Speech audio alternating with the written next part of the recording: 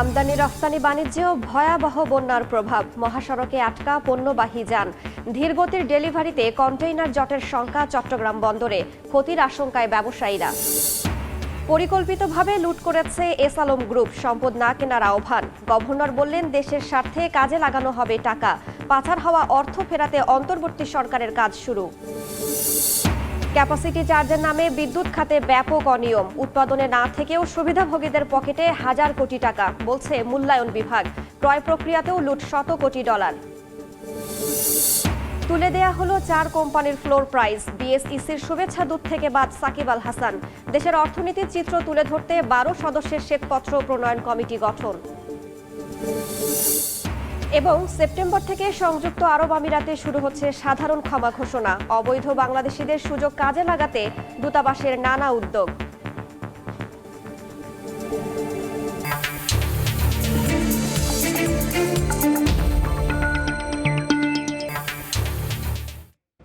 দেখছিলেন শিরোনাম। আমন্ত্রণ জানাচ্ছি দেশ ও দেশের বাইরের অর্থ বাণিজ্যের নানা খবর নিয়ে আমাদের নিয়মিত আয়োজন এ সময়ের বাণিজ্যে।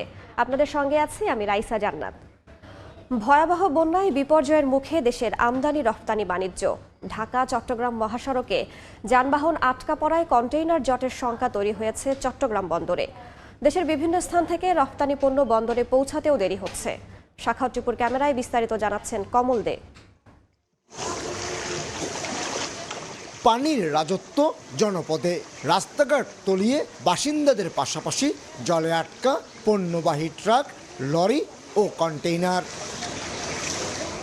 এক সপ্তাহের বেশি সময় ধরে ঢাকা চট্টগ্রাম মহাসড়কের কুমিল্লা ও ফেনীর এমন চিত্র। বন্যার পানির প্রধান সড়ক দিয়ে প্রবাহিত হয় বিভিন্ন স্থানে আটকে আছে পণ্যবাহী যান। তার প্রভাব পড়েছে দেশের আমদানি রপ্তানি বাণিজ্যে। মহাসড়কে অচল অবস্থার কারণে আমদানিকারকরা আগ্রহী না হওয়ায় চট্টগ্রাম বন্দরের কন্টেনার ডেলিভারি নেমে এসেছিল 2000-এর নিচে। 5000 টিউস পর্যন্ত কন্টেনার ডেলিভারি যেত, সেখানে বিগত কয়েকদিন মাত্র ওপেন করে ডেলিভারি গেছে 600, 700, 800। টোটাল ডেলিভারি এবং ট্রান্সফার মিলে আমাদের 1700-1800 বেশি যায়নি। ডেলিভারিতে ধীরগতি হলো বন্দরের প্রধান জেটিগুলোতে কন্টেনার ওঠানামা স্বাভাবিক করেছে বন্দর কর্তৃপক্ষ। এই অবস্থায় বন্দরের বিভিন্ন ইয়ার্ডে কন্টেনার জটের সংখ্যা দেখা দিয়েছে। 53,000 ধারণ ক্ষমতার চট্টগ্রাম বন্দরের সবশেষ কন্টেনারের অবস্থান রয়েছে 39,513 টিউস। বন্দরের মতোই 21টি অফডকও আমদানি রপ্তানি বাণিজ্যে কমেছে অন্তত 40%। 500 থেকে 600 টিউস কার্গো স্টাফিং করতাম এক্সপোর্ট কার্গো, সেটা এখন নেমে এসেছে যে প্রায় 100 থেকে 150 টিউসের মধ্যে। তবে আশা করছি যে বর্তমান পরিস্থিতি একটু আস্তে আস্তে উন্নতির দিকে। রপ্তানি পণ্যের যে প্রবাহ 21টা অফডকে সেটা অনেকাংশে কমে গেছে, প্রায় 1/3 নেমে এসছে। আমদানি পণ্যের যে ডেলিভারি 21টা অফডকে সেটাও কিন্তু প্রায় 1 ভাগে নেমে এসছে। স্বাভাবিকতা ফিরে পেতে আমাদের হয়তো 4-5 দিন সময় লাগে। এদিকে বন্যা ও ডেলিভারিতে ধীরগতির কারণে কন্টেনারের পাশাপাশি জাহাজ জটের সংখ্যায় রয়েছেন ব্যবসায়ীরা। পরিস্থিতি ক্রমশ উন্নতির কারণে বন্দরের পক্ষ থেকে জটের সংখ্যা নেই বলে দাবি করল ব্যবসায়ীরা। বলছেন, জট বাড়লে তাদের নানামুখী ক্ষতির মুখে পড়তে হবে। আউটারে ওয়েটিং আর একটা হচ্ছে যে ভিতরে ওয়েটিং, সেখানে প্রায় $20,000, মিনিমাম $20,000 থেকে উপরের দিকে জাহাজের সাইজ অনুযায়ী সেটা হয়। 10 দিনে আমি সিঙ্গাপুর বা এখান থেকে আসতে পারতাম, সেটা যদি ইয়ের কারণে যদি 14-15 দিন হয়ে যায়, তো সেটা তখন সেই যে 4-5 দিনের একটা এফেক্ট চলে আসে। চট্টগ্রাম বন্দরের প্রধান জেটিতে বর্তমানে কন্টেনারবাহী 11টি জাহাজ অবস্থান করছে। এছাড়া কন্টেনারবাহী আরও 11টি জাহাজ বহির্নোঙরে অপেক্ষায় রয়েছে। চট্টগ্রাম বন্দরের এই কর্মব্যস্ততা বড় দিচ্ছে নানামুখী জটিলতা থাকা দেশের আমদানি রপ্তানি বাণিজ্য কাটিয়ে ওঠার চেষ্টা চলছে। কারণ দেশের আমদানি রপ্তানি বাণিজ্যের 93% সম্পন্ন হয় এই বন্দর দিয়ে। তীব্র বৃষ্টি কিংবা বন্যা এই বন্যার কাজে ক্ষতিগ্রস্ত করতে পারেনি। তবে বন্যা কেটে গেলে ডেলিভারিতে যেমন গতি আসবে, তেমনি গতি আসবে দেশের অর্থনীতিতে, এমনটি বলছেন বন্দর ব্যবহারকারীরা। চট্টগ্রাম বন্দর থেকে কমল দে, সময় সংবাদ। বন্যার আরও খবর জানাতে লক্ষ্মীপুরের মান্দারিতে আছেন রিপোর্টার আতাউর কাউসার এবং ফেনীর পরশুরামে আছেন আতিয়ার সজল। সরাসরি শুরুতে যাচ্ছি কাউসারের কাছে। এই মুহূর্তে আছি লক্ষ্মীপুর সদর উপজেলার মান্দারি ইউনিয়নের একটি আশ্রয় কেন্দ্রে। এই বন্যায় দুর্গত যে সকল দুর্ভাগা মানুষ রয়েছেন, যারা বাধ্য হয়েছেন পানির নিচে তাদের ঘরবাড়ি তলিয়ে যাওয়ার পরে কোনো জায়গায় আশ্রয় নেওয়ার জন্য, সেই আশ্রয় নেওয়া অনেক মানুষই এখানে আছেন। আমরা যতটুকু জানতে পেরেছি এই মান্দারি ইউনিয়নের আশপাশের অন্তত 600 মানুষ এই আশ্রয় কেন্দ্রটিতে আছে এবং এখানে তারা আজ থেকে এক সপ্তাহ আগেই অনেকে এসেছেন, কেউ বা এসেছেন গতকালকে, কেউ বা এসেছেন গত পরশু। অর্থাৎ যেমনটি বলছিলাম যে ধীরে ধীরে যখন পানি বাড়তে শুরু করে, কোনো একটি এলাকা আগে নিমজ্জিত হয়েছে, পরে অন্য আরেকটি এলাকা নিমজ্জিত হয়েছে। তো তার প্রেক্ষিতে যাদের ঘরবাড়ি আগে নিমজ্জিত হয়েছে, যারা শেষ পর্যন্ত চেষ্টা করেও আর থাকতে পারেনি, তারা আগে এখানে এসেছিলেন এবং এই মুহূর্তে গতকালকেও অনেকে এসেছেন এমনটিও আমরা জেনেছি। দেখতে পাচ্ছেন যে আসলে এই দুর্ভাগা মানুষগুলোর এটি এখন তাদের ঘর, এটি বাড়ি। অনেকে আছেন অসুস্থ অবস্থায় পড়ে রয়েছেন, অনেক ছোট শিশুকেও আমরা দেখছি, অনেক বৃদ্ধাকেও আমরা দেখেছি। তো এখানে আসলে তারা আছেন এবং এখানকার যে সকল ব্যক্তি দায়িত্বে আছেন তারা বলছেন যে এদের এখানে যা খাওয়া দাওয়ার ব্যবস্থা, তারা রান্না করে এদেরকে খাওয়া দাওয়ার ব্যবস্থা করান। আর এর বাইরে ব্যক্তিগতভাবে যে যা ত্রাণ পায় সেটি তো তারা রাখেনি, কিন্তু সামগ্রিকভাবে রান্না করে এদের এখানে থাকা খাওয়া সকল কিছুরই ব্যবস্থা তারা করেছেন। এবং এ ধরনের আশ্রয় কেন্দ্র এই মান্দারি ইউনিয়নের মধ্যে অন্তত 60টি আশ্রয় কেন্দ্র আছে আমরা যেগুলো জেনেছি, এবং যেগুলো প্রত্যেকটি আসলে এই আশ্রয় প্রার্থীদের দ্বারা পরিপূর্ণ। এবং এখানে ওনারা আশ্রয় নিয়েছেন, কিছুদিন পরে হয়তো এখানে পানি কমে গেলে তারা এখান থেকে সরেও যাবেন। কিন্তু প্রত্যেকের জীবনেই একটি বড় ধরনের দুশ্চিন্তা যে তাদের ঘর বাড়ি যেভাবে ক্ষতিগ্রস্ত হয়েছে, তাদের ধানের জমি যেভাবে ক্ষতিগ্রস্ত হয়েছে, আসলে এরপরে তারা ঠিক কিভাবে ঘুরে দাঁড়াবেন। সেক্ষেত্রে তারা বলছেন যে সরকারের বিশেষভাবে নজর দেওয়া উচিত, আর্থিক সহায়তাও যেন দেয়া হয়। এ ধরনের যারা ক্ষতিগ্রস্ত রয়েছেন তারা আর্থিক সহযোগিতার কথাও বলেছেন যে তাদেরকে ব্যক্তিগতভাবে আর্থিক সহযোগিতা দিলে সেক্ষেত্রে তারা ঘুরে দাঁড়ানোর কিছুটা হলেও সুযোগ পাবে। তো লক্ষ্মীপুরের মান্দারি ইউনিয়নে আমি যেমনটি বলছিলাম এ ধরনের অনেক বাড়ি এখনও নিমজ্জিত আছে এবং লক্ষ্মীপুর এবং নোয়াখালী এবং ফেনীর পানি যে পরিমাণ পানি পশ্চিম দিকে ধাবিত হচ্ছে, এখনও অনেক জায়গা নিমজ্জিত আছে। আর ওই দিক দিয়ে ফেনীর কিছু জায়গার পানি সরে গিয়ে সেখানকার ক্ষতচিহ্ন বের হচ্ছে। কাজেই সেখানকার অবস্থা জানতে চলে যেতে চায় আরেক সহকর্মী রয়েছেন আতিয়ার সজল, তার কাছে।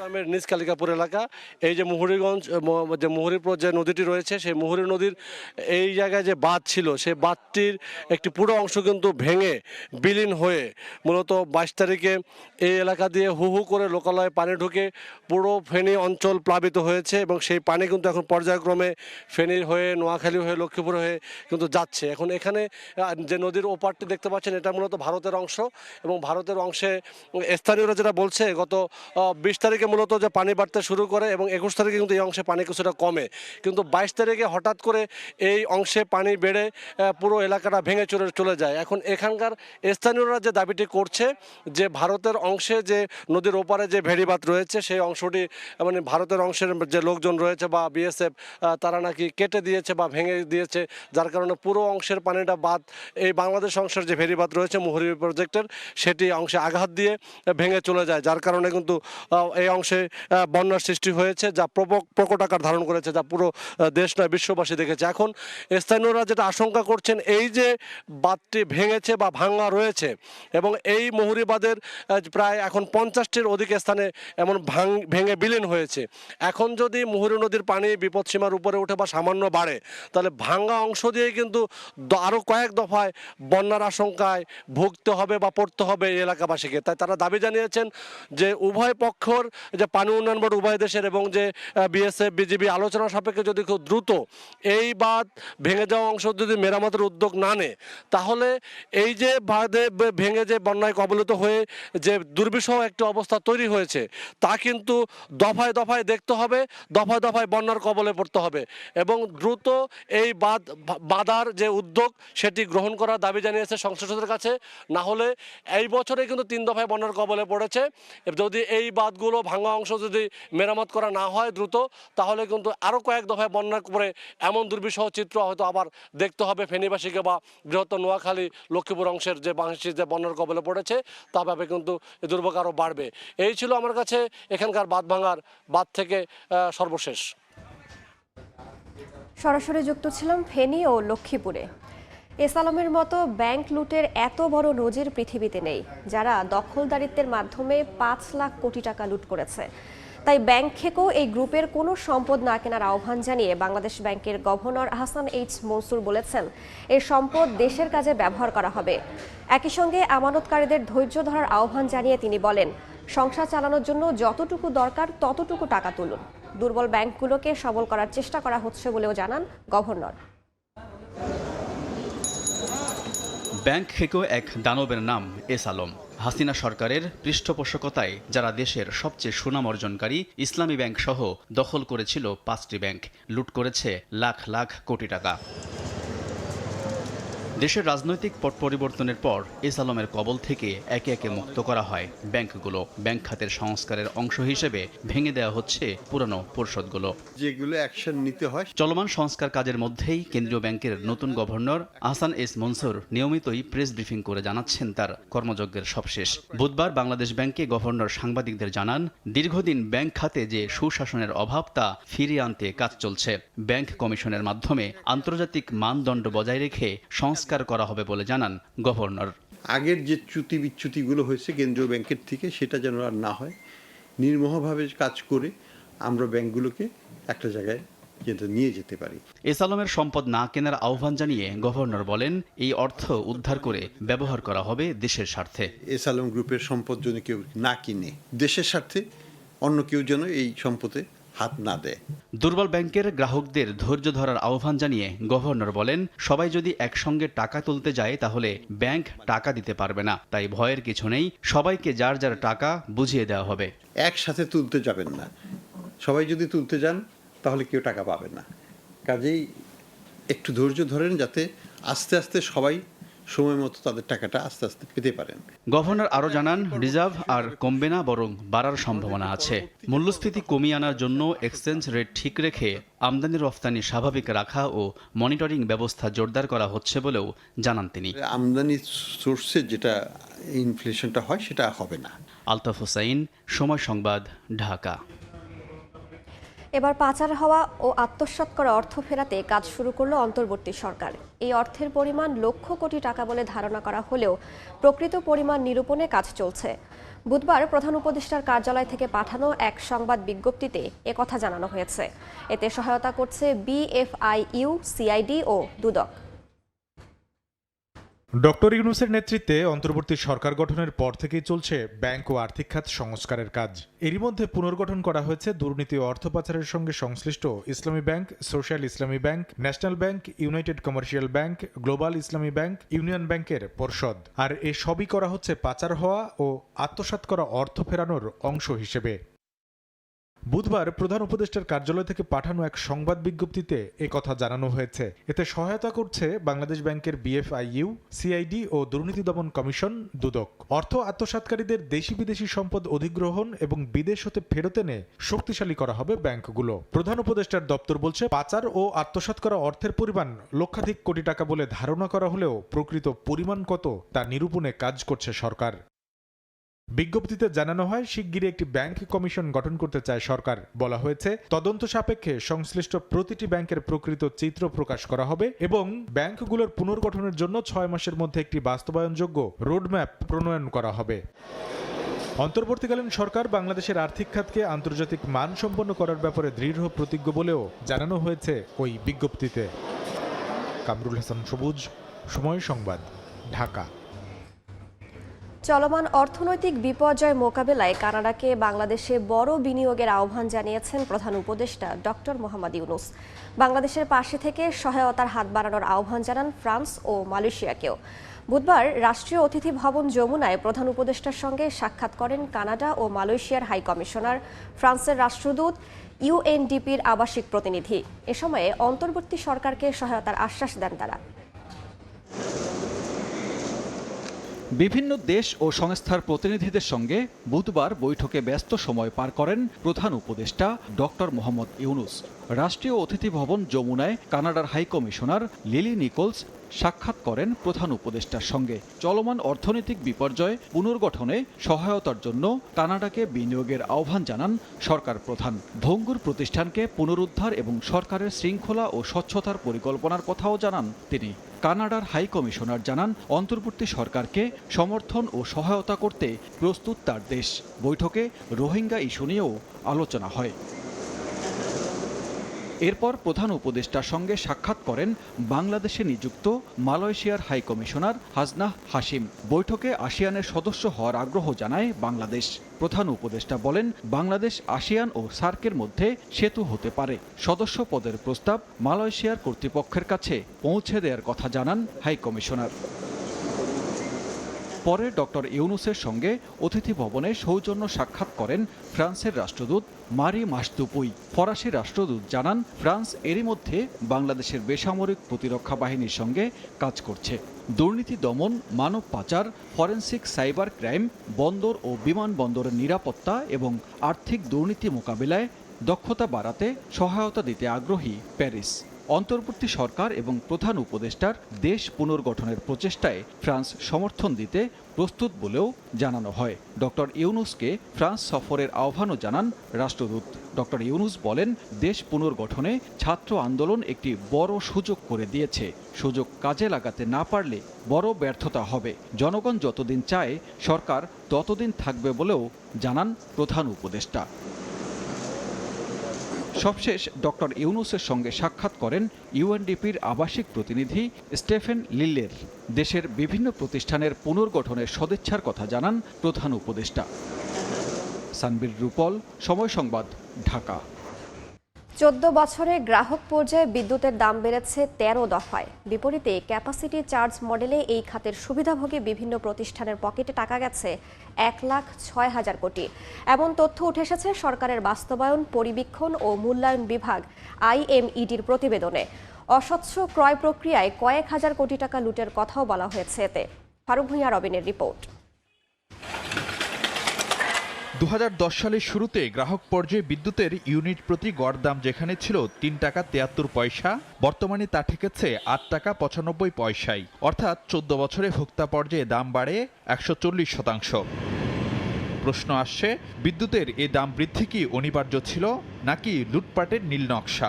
14 বছরে গ্রাহক পর্যায়ে 13 বার বিদ্যুতের দাম বৃদ্ধির পেছনে দুর্নীতির মহোৎসবকে দায়ী করেন অনেকে। বিদ্যুৎ উৎপাদন সক্ষমতা প্রসঙ্গে আসা যাক। বিদ্যুৎ উৎপাদন আর উৎপাদন সক্ষমতা এই দুইয়ের মধ্যে আদর্শ ফারাক বিবেচনা করা হয় 10 থেকে 20%। কিন্তু দেশে উৎপাদন সক্ষমতা গড়ে তোলা হয়েছে অস্বাভাবিক হারে, যা গ্রীষ্মে গড়পড়তা উৎপাদনের তুলনায় দ্বিগুণ আর শীতে স্বাভাবিক উৎপাদনের 3 গুণ। আর এখানেই যত শুভঙ্করের ফাঁকি। উৎপাদনে নেই, তারপরও অলস বসিয়ে পরিশোধ করা হচ্ছে বিদ্যুৎ কেন্দ্রগুলোর ভাড়া বা ক্যাপাসিটি চার্জ, যাকে লুটের মডেল হিসেবে আখ্যা দেওয়া হয় সরকারি প্রতিষ্ঠান IMEDর এক প্রতিবেদনে। আর এই মডেলে গত 14 বছরে সুবিধাভোগী বিভিন্ন প্রতিষ্ঠানের পকেটে গেছে 1,06,000 কোটি টাকা। বিদ্যুৎ খাত উন্নয়নের নামে যে অলিগার্ক শ্রেণী তৈরি হয়েছে, তারা অবাধে লুণ্ঠন করেছে। সেই উন্নয়ন আলটিমেটলি তো উন্নয়ন ছিল না, লুণ্ঠন ছিল। লুণ্ঠন করার জন্য যেসব কাজগুলো করা হয়েছে, সেই সব কাজগুলো করার মধ্য দিয়ে টাকা চলে গেছে। যাকে খুশি তাকে যেমন খুশি তেমন ব্যয়ে এইভাবে বিদ্যুৎ উৎপাদন ক্ষমতা বা বিদ্যুৎ প্ল্যান্ট তৈরি করা হয়েছে। যেটা সঠিক আমাদের চাহিদা সেটার ভিত্তিতে পাওয়ার প্ল্যান্ট করা, কিন্তু তারা কখনো এটা করে নাই। আমার এক্সট্রা পাওয়ার প্ল্যান্ট হয়েছে এবং এক্সট্রা পাওয়ার প্ল্যান্টের জন্য একটা গোষ্ঠীকে, যারা এদের ওনার, তাদেরকে আমার ক্যাপাসিটি চার্জ দিতে হচ্ছে। এই যে একটা সমস্যা, বিরাট একটা সমস্যা সৃষ্টি হয়েছে, এটার জন্য করাপশন দায়ী, ব্যাড প্ল্যানিং দায়ী। বিদ্যুৎ খাতে নানা অনিয়মের মাসুল গুনতে হয়েছে বড় অঙ্কের লোকসান আর ভর্তুকি টেনে।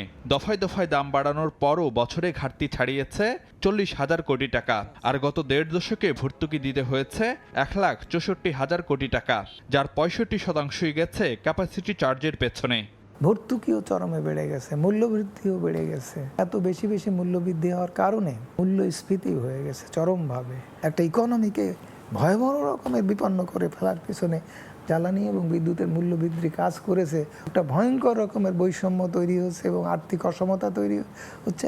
এছাড়া নিম্নমানের যন্ত্রপাতি, অস্বচ্ছ ক্রয় প্রক্রিয়ায় $100 কোটি বা 1,000 কোটি টাকার বেশি লুটে নেয়ার তথ্য এসেছে খোদ সরকারি প্রতিবেদনেই। ফারুক ভিয়া রবিন, সময় সংবাদ, ঢাকা। দেশের সামগ্রিক অর্থনৈতিক অবস্থা তুলে ধরতে বেসরকারি গবেষণা প্রতিষ্ঠান সিপিডির সম্মাননীয় ফেলো দেবপ্রিয় ভট্টাচার্যের নেতৃত্বে 12 সদস্যের শ্বেতপত্র প্রণয়ন কমিটি গঠন করা হয়েছে। প্রধান উপদেষ্টার কার্যালয় বুধবার এ বিষয়ে প্রজ্ঞাপন জারি করেছে। প্রধান উপদেষ্টার প্রেস উইং জানায়, শ্বেতপত্রে দেশের বিদ্যমান অর্থনীতির সামগ্রিক চিত্র থাকবে। পাশাপাশি অর্থনৈতিক বিষয়ে সরকারের কৌশলগত পদক্ষেপ, জাতিসংঘের এসডিজি বাস্তবায়ন ও বাংলাদেশের এলডিসি থেকে উন্নয়নশীল দেশে উত্তরণে করণীয় বিষয়ের প্রতিফলন থাকবে। কমিটি 90 দিনের মধ্যে সুপারিশ সহ প্রতিবেদন অন্তর্বর্তী সরকারের প্রধান উপদেষ্টার কাছে হস্তান্তর করবে। আজ বিকেলে দেবপ্রিয় ভট্টাচার্য দেশে সারের সংকট হবে না, প্রয়োজন মতো সব ব্যবস্থাই নেওয়া হবে বলে জানিয়েছেন অর্থ উপদেষ্টা সালাহ উদ্দিন আহমেদ। বুধবার সকালে সচিবালয়ে সরকারি ক্রয় সংক্রান্ত উপদেষ্টা পরিষদ কমিটির বৈঠক শেষে সাংবাদিকদের কথা বলেন তিনি। এ সময় বাজারে অত্যাবশ্যকীয় পণ্যের সরবরাহ ঠিক রাখতে আমদানি সহ সব ধাপে নজর রাখা হচ্ছে বলেও জানান তিনি।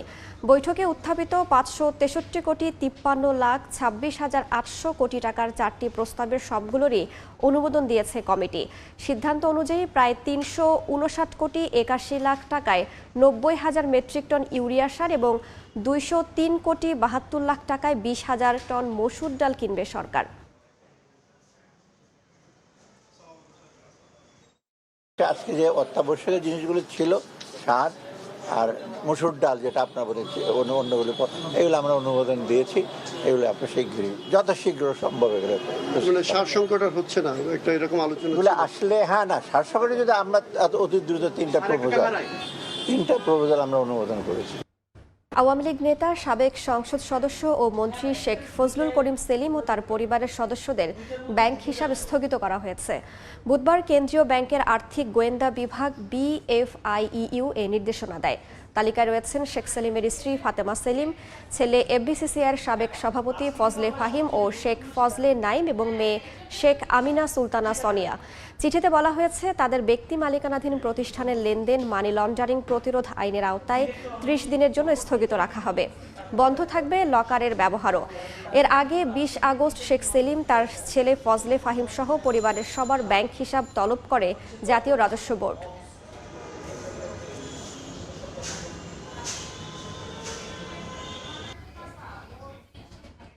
পুঁজিবাজারে তালিকাভুক্ত 4 কোম্পানির ফ্লোর প্রাইস বা সর্বনিম্ন মূল্যসীমা তুলে দিয়েছে নিয়ন্ত্রক সংস্থা Bangladesh securities and exchange commission BSEC।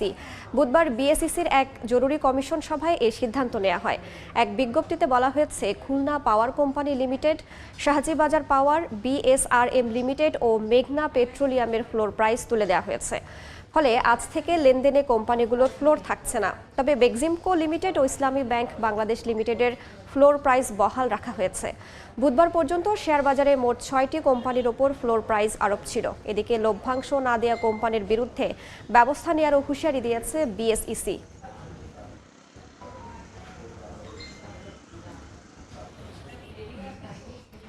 Cricketer Shakib Al হাসানকে পুঁজিবাজার নিয়ন্ত্রক সংস্থা Bangladesh securities and exchange commission BSECর শুভেচ্ছা দূত থেকে বাদ দেওয়া হয়েছে। বুধবার জরুরি কমিশন সভায় এই সিদ্ধান্ত হয়। সম্প্রতি সাকিবকে নিয়ে নানা মহলে বিতর্ক তৈরি হওয়ায় BSEC এর সিদ্ধান্ত নিয়েছে বলে জানানো হয়েছে। 2017 সালে BSECর দেশব্যাপী বিনিয়োগ শিক্ষা কার্যক্রমের শুভেচ্ছা দূত ছিলেন সাকিব আল হাসান।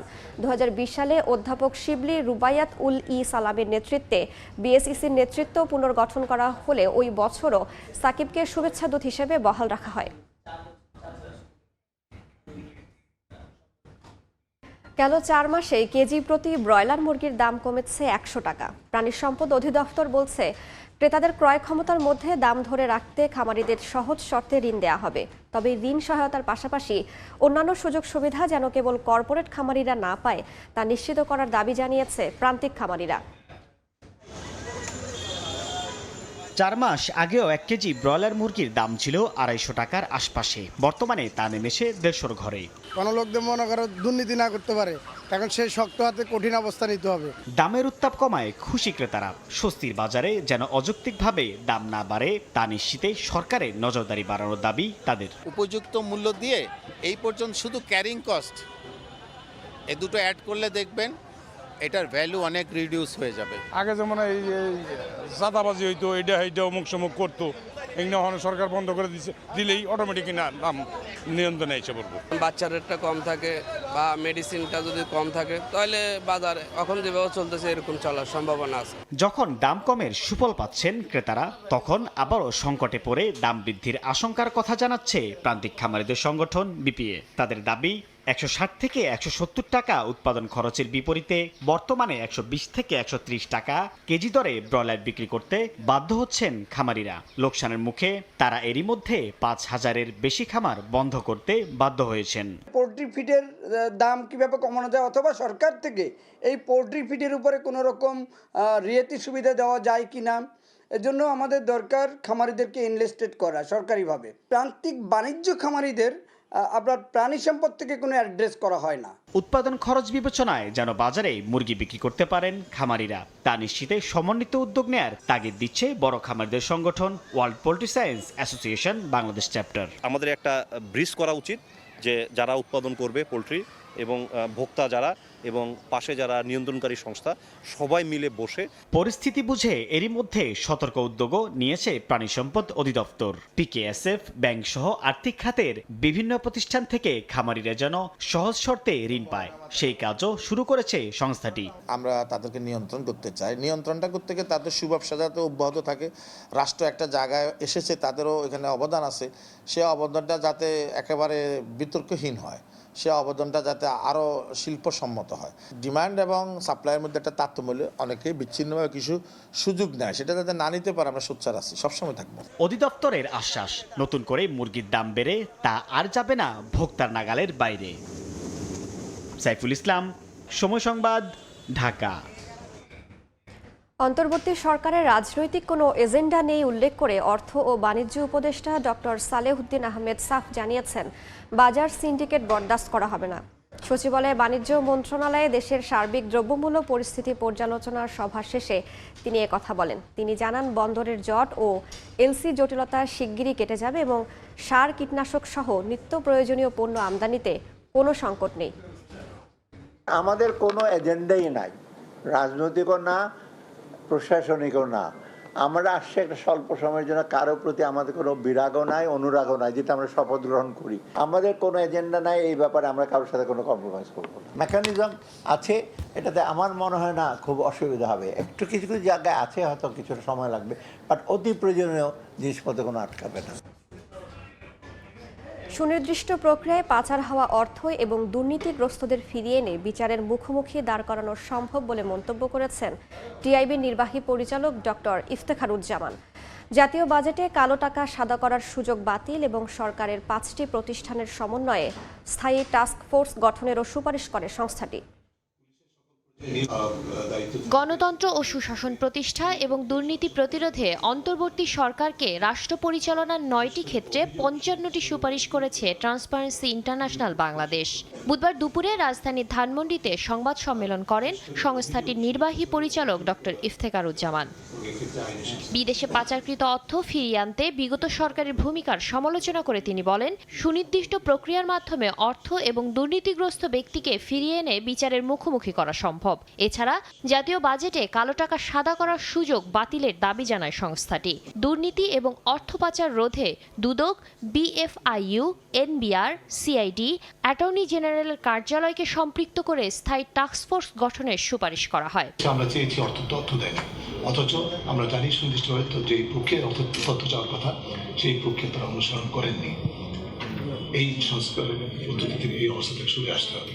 দেশে গণতান্ত্রিক চর্চায় একই ব্যক্তি 2 মেয়াদে প্রধানমন্ত্রী না থাকার সুপারিশ করেন ডক্টর ইফতেখারুজ্জামান। এছাড়া একই ব্যক্তি প্রধানমন্ত্রী এবং দলীয় প্রধান হিসেবে না থাকারও সুপারিশ করে টিআইবি। মত প্রকাশের যে মৌলিক স্বাধীনতা, আমাদের সংবিধান সম্পর্কে কোন দেশ আছে সংবিধান নিয়ে সমালোচনা করা যায় না, কোন দেশ আছে সাংবিধানিক প্রতিষ্ঠান নিয়ে সমালোচনা করা যায়। সাংবিধানিক প্রতিষ্ঠান বলতে কিন্তু সরকারও সাংবিধানিক প্রতিষ্ঠান, জাতীয় সংসদ সাংবিধানিক প্রতিষ্ঠান।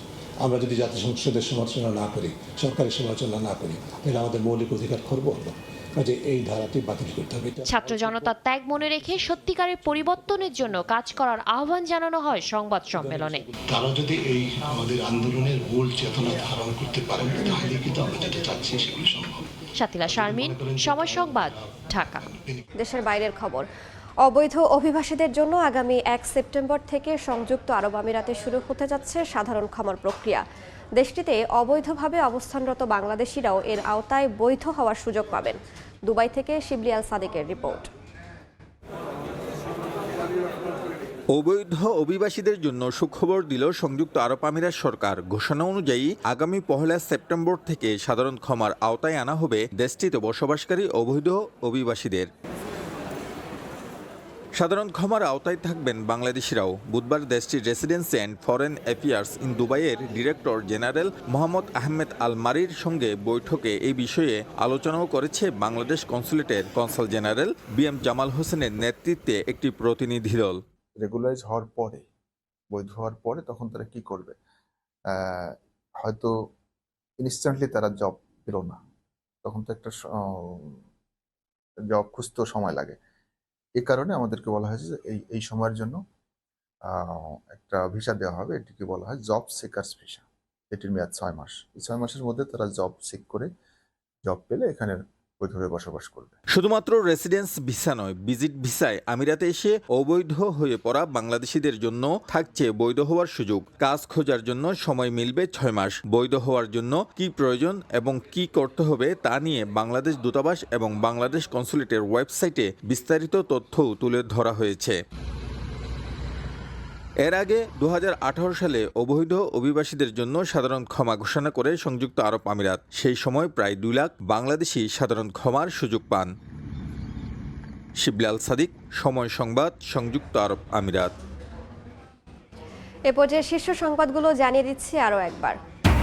আমদানি রফতানি বাণিজ্যেও ভয়াবহ বন্যার প্রভাব। মহাসড়কে আটকা পণ্যবাহী যান। ধীরগতির ডেলিভারিতে কন্টেইনার জটের শঙ্কা চট্টগ্রাম বন্দরে। ক্ষতির আশঙ্কায় ব্যবসায়ীরা। পরিকল্পিতভাবে লুট করেছে এস আলম গ্রুপ, সম্পদ না কেনার আহ্বান। গভর্নর বললেন দেশের স্বার্থে কাজে লাগানো হবে টাকা। পাচার হওয়া অর্থ ফেরাতে অন্তর্বর্তী সরকারের কাজ শুরু। এবং ক্যাপাসিটি চার্জের নামে বিদ্যুৎ খাতে ব্যাপক অনিয়ম। উৎপাদনে না থেকেও সুবিধাভোগীদের পকেটে হাজার কোটি টাকা, বলছে মূল্যায়ন বিভাগ। ক্রয় প্রক্রিয়াতেও লুট শত কোটি ডলার।